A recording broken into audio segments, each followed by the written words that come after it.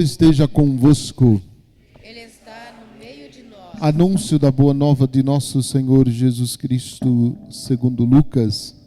Glória a vós, Senhor.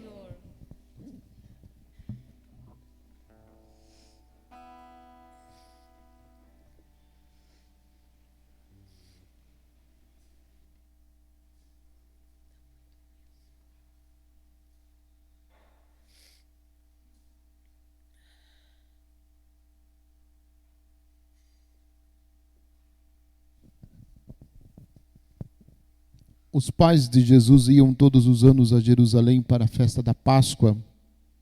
Quando ele completou 12 anos, subiram para a festa como de costume. Passados os dias da Páscoa, começaram a viagem de volta, mas o menino ficou em Jerusalém, sem que seus pais o notassem. Pensando que ele estivesse na caravana, caminharam um dia inteiro. Depois começaram a procurá-lo. Entre os parentes e conhecidos, não o tendo encontrado, voltaram para Jerusalém à sua procura. 3 dias depois, encontraram-no no templo. Estava sentado no meio dos mestres, escutando e fazendo perguntas. Todos os que o ouviam, menino, estavam maravilhados com sua inteligência e suas respostas. Ao vê-lo, seus pais ficaram muito admirados e sua mãe lhe disse: Meu filho, por que agistes assim conosco? Olha que teu pai e eu estávamos angustiados à tua procura. Jesus respondeu: Por que me procuráveis? Não sabeis que devo estar na casa do meu pai? Eles, porém, não compreenderam as palavras que lhes dissera. Jesus desceu então com os seus pais para Nazaré e lhes era obediente. Sua mãe, porém, conservava no coração todas estas coisas. E Jesus crescia em sabedoria, estatura e graça diante de Deus e diante dos homens. Palavra da salvação. Glória a vós, Senhor. Que as palavras do Santo Evangelho perdoem os nossos pecados. Que assim seja. Podem sentar-se um pouquinho. Hoje nós celebramos a festa do Imaculado Coração de Maria. Infelizmente, uma festa que nós católicos ainda não entendemos o seu valor. Que a gente trata como um anexo na liturgia, uma festinha qualquer de Nossa Senhora, né? Como muitos por aí fazem. E é importante a gente olhar duas expressões que faz ou que fez com que a igreja venerasse a festa do Imaculado Coração de Maria. A primeira é que ela, mais do que todos os outros, mais do que todos os santos e mais até mesmo do que os próprios discípulos, os próprios apóstolos de Jesus, ela foi a primeira que soube ouvir a palavra de Deus. Ela ouviu com atenção e deixou que a palavra se transformasse, deixou que a palavra se fizesse carne no ventre bendito dela. Então, a primeira lição que todos nós devemos aprender da Virgem Maria é justamente a capacidade de escuta da palavra de Deus. Por quê? Porque escuta. Porque muitas vezes a gente finge que escuta. Mas a palavra passa por nós e não muda. Como se entrasse por um ouvido e saísse por outro. A gente continua fazendo as coisas que fazíamos antes de escutar a palavra. Acabamos dando esse testemunho de que não escutamos verdadeiramente a palavra. E o primeiro elemento que faz com que a igreja celebre a festa do Imaculado Coração de Maria é justamente a capacidade dela de ouvir a palavra. A ponto de quando ela recebeu a visita do anjo, o anjo dizendo que ela seria mãe do Salvador, ela disse: eis aqui, faça-se em mim segundo a tua palavra. Esse faça-se em mim segundo a tua palavra, daquele instante em diante, ela se colocou inteiramente nas mãos de Deus, para Deus fazer tudo o que ele quisesse a partir dela. Ela passa a não ter mais vontade. Não é mais a vontade dela, é sim a vontade de Deus. Ela ser a mãe do Salvador. Dar a luz ao Salvador, alimentar o Salvador da humanidade e acompanhar o Salvador da humanidade em toda a sua vida, em tudo o que ele fez. Então, por isso. E a segunda característica é o que aparece no trecho do Evangelho que nós acabamos de ouvir. Sua mãe, porém, conservava no coração todas essas coisas. Porque vejam, ela tornou-se mãe do Salvador. E de repente, o Filho de Deus passa a chamá-la de mãe. De modo que quando tivesse alguma dificuldade entre Jesus, Nossa Senhora e Jesus, dificuldade de mãe e filho, eu desconfio que ela ia rezar ao pai, ia dizer para ele assim: pai, nós precisamos conversar sobre o nosso filho. No silêncio, de uma realidade escondida que os evangelistas não mostram. Mas, como Jesus era 100% homem, e aqui nós vemos no texto do Evangelho uma crise de adolescência de Jesus, como os adolescentes que a gente tem em casa, que querem fazer as coisas apressadamente, ou não, os adolescentes da casa de vocês não querem ser apressados assim, com calma, devagar, tranquilo, no tempo certo, ou querem fazer também apressadamente as coisas. Será? Então, a crise de adolescência de Jesus está no templo. E eles iam, notem que o texto do Evangelho diz, eles iam todos os anos para a festa da Páscoa em Jerusalém, já era costume. Então, há 12 anos, Jesus está indo com José e Maria para o templo. E eles, no caminho de volta, eles ficaram notaram um dia que o menino não estava junto. Acho que a gente logo em 2 horas já percebia que cadê o menino? Sumiu o menino, e agora? Depois de um dia começaram a procurar. Andaram 3 dias à procura, não achavam. Voltaram no templo. Ele estava lá, ensinando, respondendo, fazendo perguntas e respondendo com sabedoria.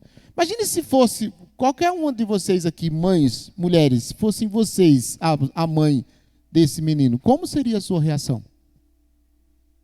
Você não cuidou do Filho de Deus, você esqueceu do Filho de Deus, o Filho de Deus se perdeu. O que passaria na sua cabeça? Eu acho que todas vocês aqui na igreja começariam a brigar com o marido. Ia dizer para o marido: foi culpa sua, você que perdeu, você que esqueceu o menino, você que não cuidou do menino. E o marido ouvindo isso, é culpa minha mesmo, é eu que tenho que cuidar da criança agora. Olhando para a vida de São José, foi a mim que o anjo disse que seria a mãe do Salvador? Não foi, então é culpa sua. Aí ficariam os dois, marido e mulher, brigando, e iam esquecer do menino. Iam brigar tanto que iam esquecer do menino lá.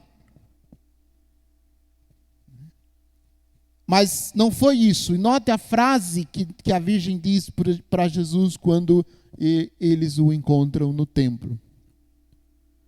Meu filho, por que agistes assim conosco? Olha que pergunta. A resposta de Jesus parece uma resposta de uma criança mal educada, Mas não é. Só parece. Veja bem. Aí ela vai dizer assim: olha que teu pai e eu estávamos angustiados à tua procura. Por que ela coloca teu pai e eu? Por que não coloca eu e teu pai?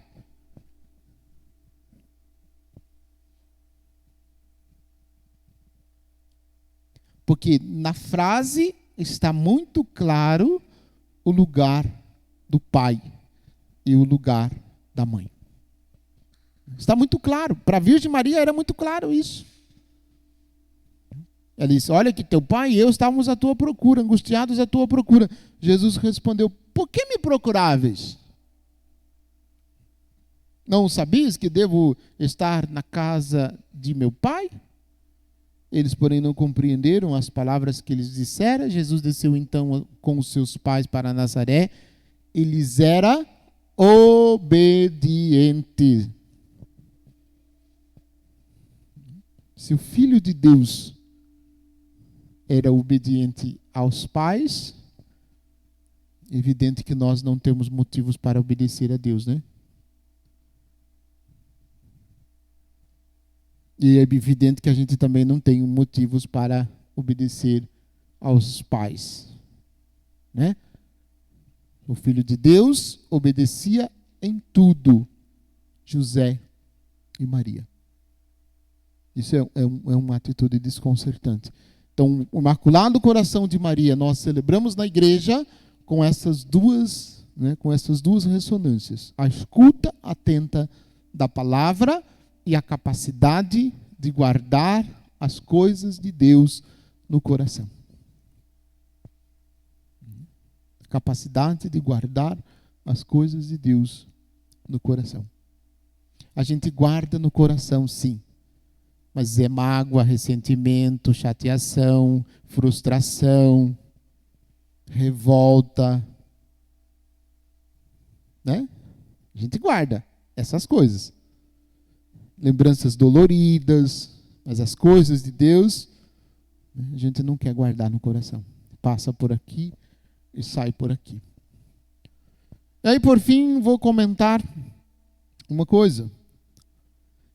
Nossa Senhora, em uma das aparições a Lúcia, depois que os dois faleceram, Francisco e Jacinta, Nossa Senhora continuou aparecendo à irmã Lúcia. E em uma das aparições, a irmã Lúcia, Nossa Senhora apresenta à irmã Lúcia algumas coisas que ainda ferem muito o coração imaculado dela. E ela pedia à irmã Lúcia algumas orações e algumas atividades em reparação das ofensas da humanidade para com o seu imaculado coração. E são 5 realidades que ela apresenta, mas uma realidade que ela apresenta e que ainda hoje é muito forte, muito dolorida e é sem dúvida nenhuma uma ofensa ao Imaculado Coração de Maria, é a realidade do aborto. Ela manifesta isso como uma dor profunda do seu coração imaculado. As crianças que são abortadas. E ela ensina a irmã Lúcia algumas orações para que ela rezasse em reparação à dor causada por aqueles que praticaram aborto. Acho que vocês acompanharam nas redes sociais aquele caso lá de Florianópolis, que uma criança de 11 anos foi estuprada, ficou grávida e conseguiu na justiça o direito de abortar a criança com 22 semanas. Uma primeira juíza tinha dito que ela não podia fazer esse aborto. Eu fiquei quase fã da juíza, só não gostei porque no final ela falou que ela era também a favor ao aborto. Falei, abençoada, já estava levando bordoada, não custava nada ter dito que era contra o aborto. E aí conseguiram lá uma segunda liminar de uma segunda juíza e autorizaram. Foi feito o aborto.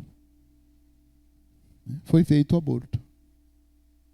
E muita gente, eu vi na internet, muita gente comentando com dó da menina que é mãe.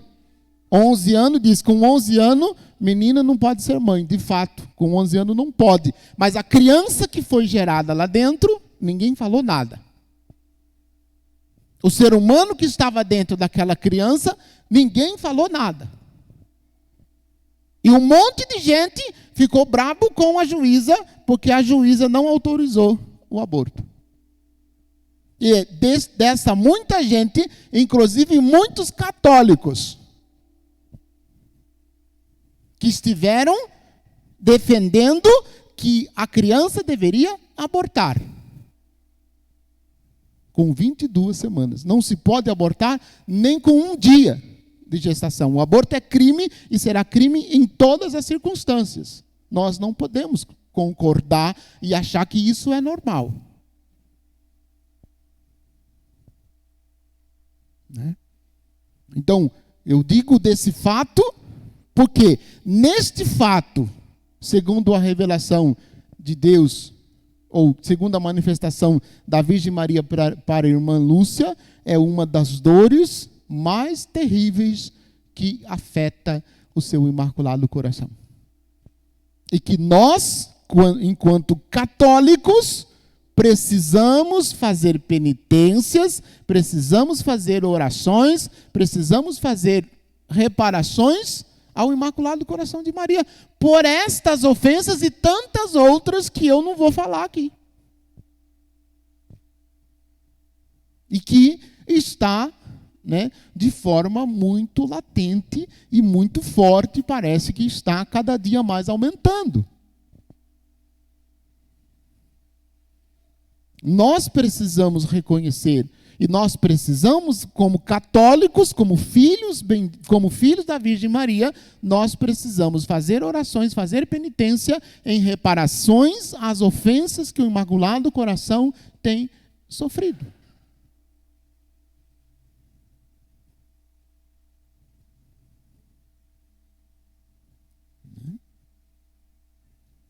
Que orações nós devemos fazer? Nos coloquemos diante de Deus e peçamos discernimento ao Espírito Santo. O que nós podemos fazer para reparar essa dor causada pela humanidade ao Imaculado Coração de Maria? Uma das indicações da própria Virgem Maria é a oração do Santo Rosário. Mas a gente reza, malemar um terço, cochilando, a gente acha que já fez muito. Quando não acorda com cara de bolinha no outro dia ainda. Porque dorme deitado em cima do terço, e aí no dia seguinte acorda com cara de bolinha. E não lembra nem qual foi o mistério do terço que parou. Uma das formas de reparar o coração imaculado dela é a oração do Santo Rosário.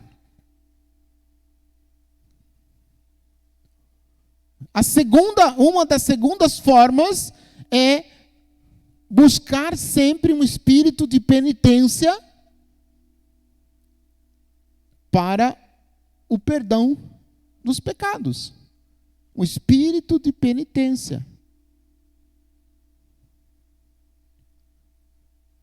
Mas quem que quer fazer penitência hoje? A gente começa a fazer na quaresma e faz 2, 3 semanas e não termina? A gente esquece da penitência que a gente prometeu? A gente esquece do propósito que a gente fez com Deus. Ou então, se a gente quer alguma coisa específica de Deus, em alguma necessidade urgente, aí a gente faz jejum, a gente faz penitência, a gente faz orações, a gente reza o terço, e reza de madrugada com o Frei Gilson, e reza de madrugada com o Instituto Hesed, e reza, mas quando a gente quer alguma coisa. Depois que a gente recebe, pronto, agora não precisa mais rezar, não precisa mais fazer penitência, não precisa mais nada.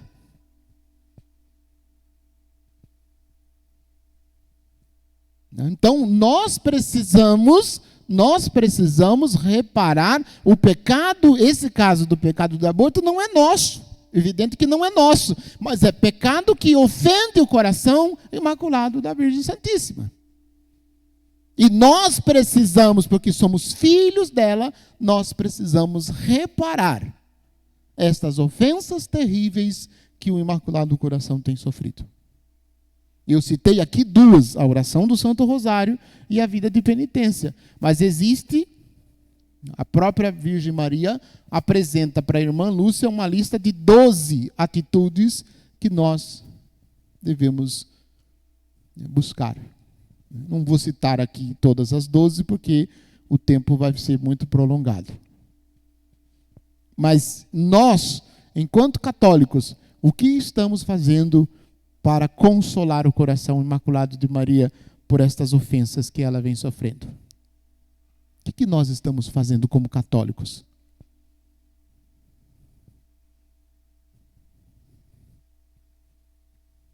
É só para você pensar mesmo. Diante de Deus, tenha coragem de assumir uma postura de católico. Né? Uma postura de católico. Como disse esses dias uma pessoa que repetiu várias vezes, um mau católico é um bom protestante. Um mau católico é um bom protestante. Então, será que nós, de repente, não estamos caindo também nós nessas falhas? Pensa um pouquinho, reze, coloque-se diante de Deus e peça que o Espírito Santo te ilumine, para que você possa oferecer a Deus em reparação às ofensas ao Imaculado Coração de Maria, como também em reparação ao Sagrado Coração de Jesus. Como a gente reza aquela oração depois da missa, né? Para reparar as ofensas. Agora de cabeça eu não lembro mais, eu lembro só quando estou rezando. Nós precisamos. As blasfêmias, ofensas e rejeições, acho, uma coisa assim que a gente reza. Pecados cometidos contra o Santíssimo Coração de Jesus e o Imaculado Coração de Maria. Que para nós não pode passar desapercebido, como se fosse somente um anexo. A gente acha bonito, a gente até se emociona com isso. Mas, quando se trata de atitude nossa, muito pouco, a gente faz. Que Deus nos dê a graça da conversão e não nos deixe também nós ofender o coração imaculado da Virgem Maria. Louvado seja nosso Senhor Jesus Cristo.